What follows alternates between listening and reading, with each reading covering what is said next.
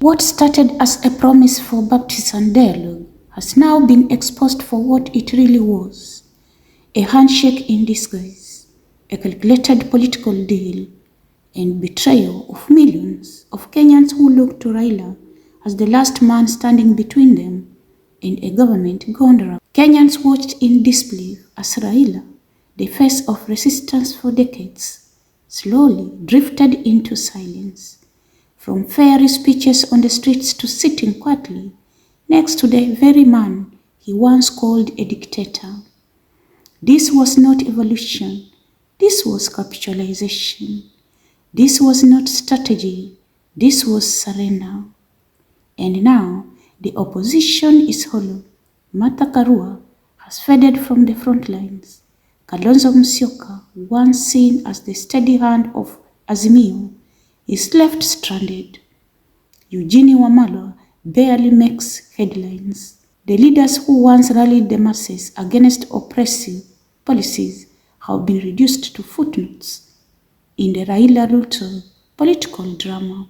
This so-called national unity is nothing more than a political convenience. Ruto, ever the tactician, has disarmed his greatest opponent without firing a shot. Raila, knowing or unknowingly, has handed the president a free pass to rule unchecked, unchallenged, and unbothered.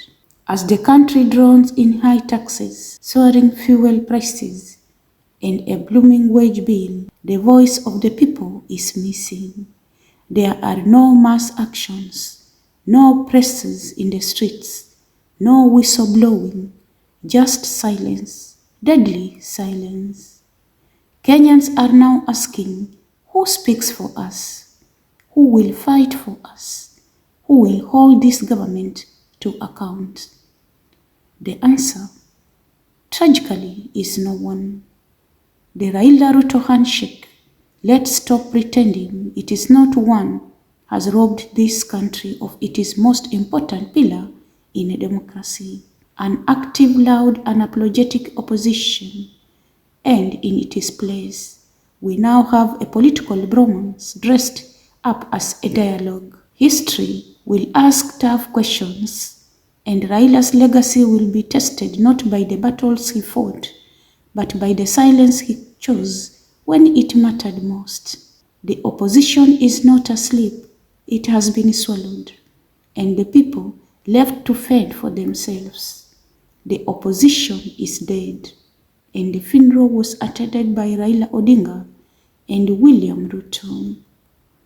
From all of us here at Sauti Mzalendo, stay safe, stay engaged, and keep the conversation going.